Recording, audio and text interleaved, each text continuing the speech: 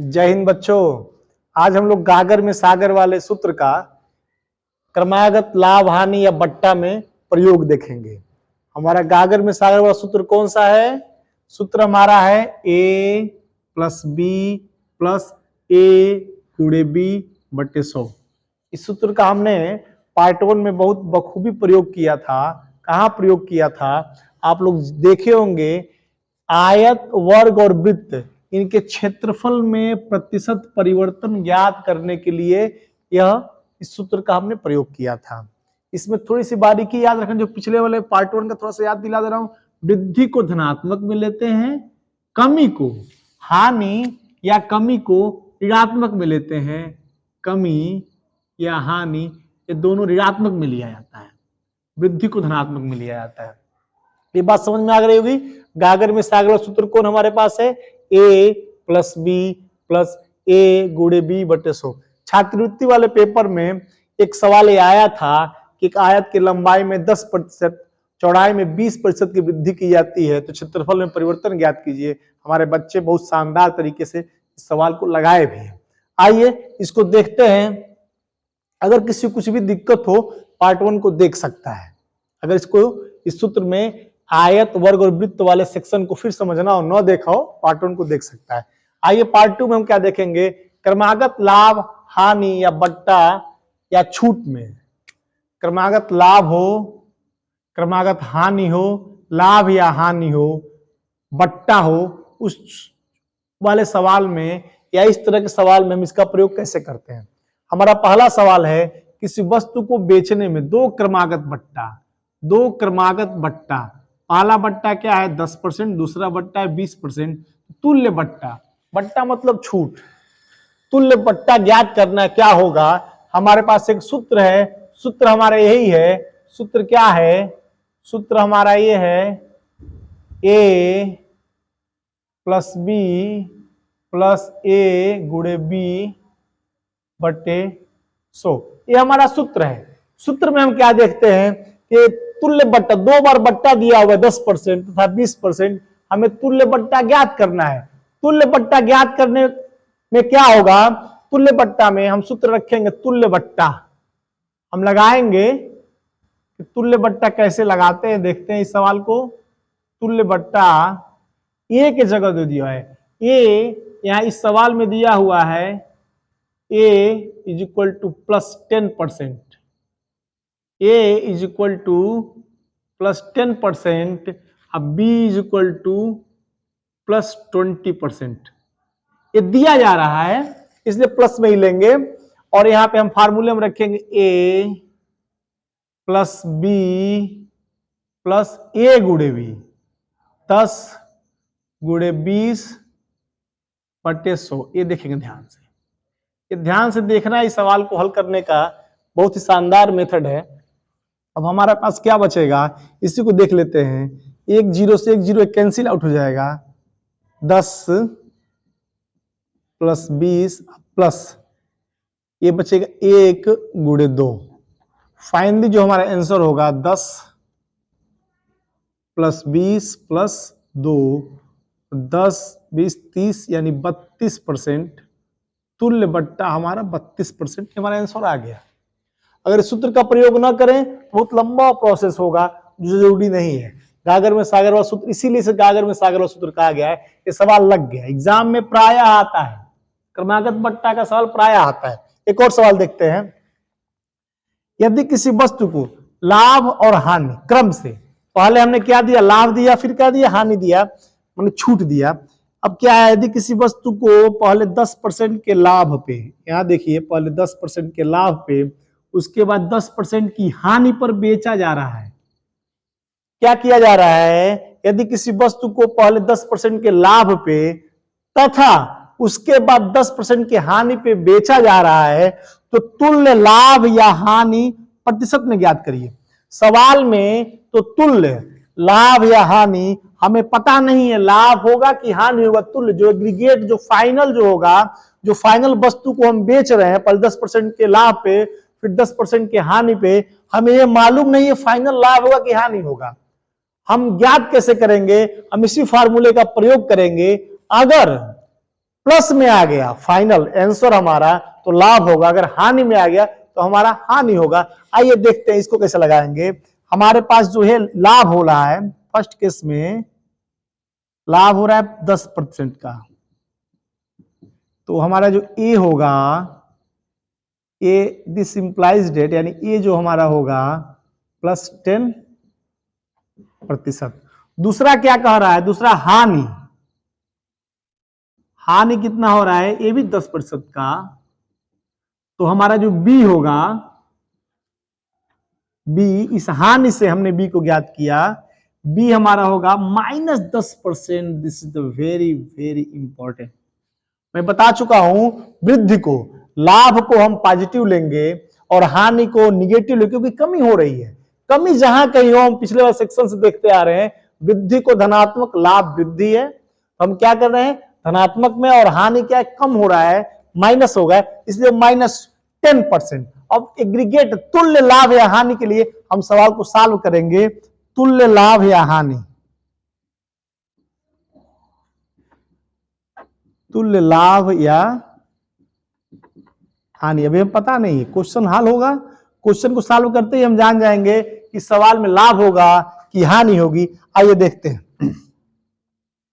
ए plus B plus ए गुणे B बटे 100, ये फार्मूला हो गया हमारे पास। और ये क्या है, +10% इन ब्रैकेट, क्योंकि माइनस है हमारे पास, -10% इन प्लस क्या है, ए +10 माइनस बी -10 बटे 100। ये हमारा फार्मूला लिखने का प्रॉपर तरीका क्या था, जब लाभ था हमने पॉजिटिव में लिया है, और जब हानि हुआ तो इस पूरे सेक्शन को हमने यहां भी माइनस लिख सकते हैं, और बी को हमने खासकर सूत्र में जो प्रयोग होगा, बी को हमने माइनस में ही लिया और माइनस में ही रखा है। बस यही गलती छात्र न करे तो उनका सवाल कभी गलत नहीं होगा। चिन्ह के साथ इस फार्मूले का यूज करना है, इस फार्मूले में हर जगह प्लस है, लेकिन प्रश्न को हल करते समय चिन्ह के साथ ही मान रखना है, यही एक टेक्निकलिटी है समझने लायक। दूसरा चीज अब तो काफी आसान हो गया, ये 10 ही होगा, और ये प्लस और माइनस इसमें जब गुणा होता है तो फाइनल माइनस ही आता है। यहाँ पे 3 चिन्ह प्लस प्लस, अगर हम देखें इसको बारीकी से देखें तो यहां से प्लस प्लस और फिर ये माइनस, 3 चिन्ह, तो प्लस प्लस प्लस ही होता है, प्लस में प्लस का गुणा करें प्लस ही आएगा, और फिर प्लस में माइनस का गुणा करेंगे माइनस ही आएगा। यहाँ पे माइनस ही लिखेंगे, इसी में गलती होती है, चिन्ह को मैनेज करने में बच्चों से गलती होती है और उनका आंसर गलत आ जाता है। इसी को ध्यान से समझेंगे। कैसे समझेंगे, प्लस यहाँ पे है, यहाँ पे एक प्लस है और यहाँ पे माइनस है कमी वाला, तो प्लस गुणे प्लस प्लस होगा, और फिर माइनस, और फाइनली माइनस प्लस गुणे माइनस, पूरा चिन्ह इसका माइनस में आ जाएगा, और 10 गुणे 10 तो ऑलरेडी है ही, और एक एक जीरो कैंसिल अगर हो तो 1 × 1, ये फाइनली हो जाएगा। कहीं किसी को दिक्कत, बहुत ही सहज सवाल है। और फिर देखते हैं 10 - 10 = 0, 10 - 10 = 0, 10 - 10 = 0, this becomes 1, this finally -1%। Part indicate क्या प्रदर्शित कर रहा है, माइनस से प्रदर्शित कर रहा है कि एग्रीगेट वस्तु को बेचने में हमें 1% की हानि हो रही है। ये माइनस चिन्ह बता रहा है कि वस्तु को बेचने पे 1% की हानि हो रही है। ये हम लिखेंगे फाइनली, प्रश्न में भी आता है, माइनस चिन्ह बताता है कि हानि हो रही है, हानि 1% की, तुल्य हानि, एग्रीगेट फाइनल जो हमारी हानि हो रही है 1% की हानि हो रही है, क्योंकि माइनस चिन्ह आया हुआ है। अब आप लोगों को समझ में आ गया होगा कि गागर में सागर वाला सूत्र वहां भी उपयोगी था, यहां भी उपयोगी है और यहां भी उपयोगी है। इसीलिए इसको गागर में सागर वाला सूत्र मैं कहता हूं। बहुत इंटरेस्टिंग फार्मूला है, क्रमागत बट्टा में इसका यूज हुआ, पहले लाभ और फिर हानि इसमें भी यूज हुआ। और एक सवाल और हम देख सकते हैं, क्रमागत 2 लाभ ही दे दे, 10% का लाभ और फिर 10% का लाभ। यदि किसी वस्तु को पहले 10% लाभ है फिर उसके बाद 10% का लाभ, दोनों बार लाभ पे ही बेच रहे हैं, तो क्या होगा, उसे लाभ मिलेगा, वृद्धि मिलेगा। इस सवाल को भी देख सकते हैं, साइड में एक देख लेते हैं। एक सवाल, इसे एक वस्तु है, कोई वस्तु है, पहले स्टेप में क्या किए, 10% का लाभ, यानी ए इज इक्वल टू +10%। फिर अगले स्टेप में क्या किए, फिर 10% का पुनः लाभ है, फिर बेची जा रही है, यानी कि दोबारा पहले क्या करेंगे, 10% लाभ पे हमने बेचा ही बेचा, फिर अगले बार भी इसको 10% के लाभ पे बेच दे रहे हैं, यानी 2 times B is also equal to +10% लाभ पे ही बेच दे रहे हैं। तो 2 बार हमने लाभ पे बेच दिया, यानी 100 रुपए की वस्तु को 10% के लाभ पे बेच दिया, यानी कितने बेच दिया, 100 रुपए का 10% ले 10, यानी 110 में बेच दिया। फिर उस 110% वाली वस्तु को, रुपए वाली वस्तु को फिर 10% के लाभ पे बेच दिया, यानी 2 बार लाभ पे बेच दिया। 110 का जब 10% 11 आएगा, तो टोटल जो इसका तुल्य लाभ कितना मिला, 100 पे ही निकालेंगे, 10 यहां मिला, 11 वहां मिला, 21% मिल गया। आइए इस फार्मूले से देखते हैं। तुल्य लाभ बताइए, इस फार्मूले से देख लेते हैं, फिर मैं इसको थोड़ा सा और समझा दूं एक्सप्लेन करके।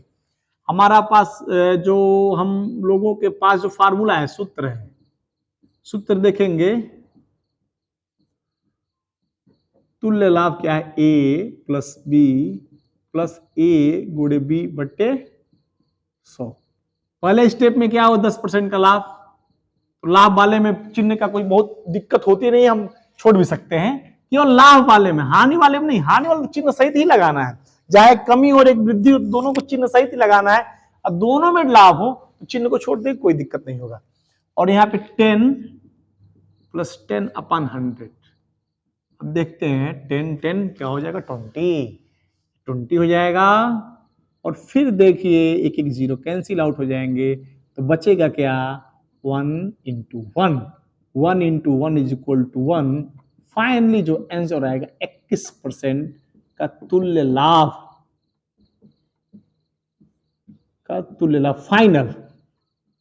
फाइनल लाभ हमारा होगा 21%, क्योंकि आंसर पॉजिटिव में आया, +21%। अगर इसको 100 पे लेकर समझना चाहें कि वस्तु 100 रुपए की थी, आपने क्या किया, 10% के लाभ पे बेच दिया।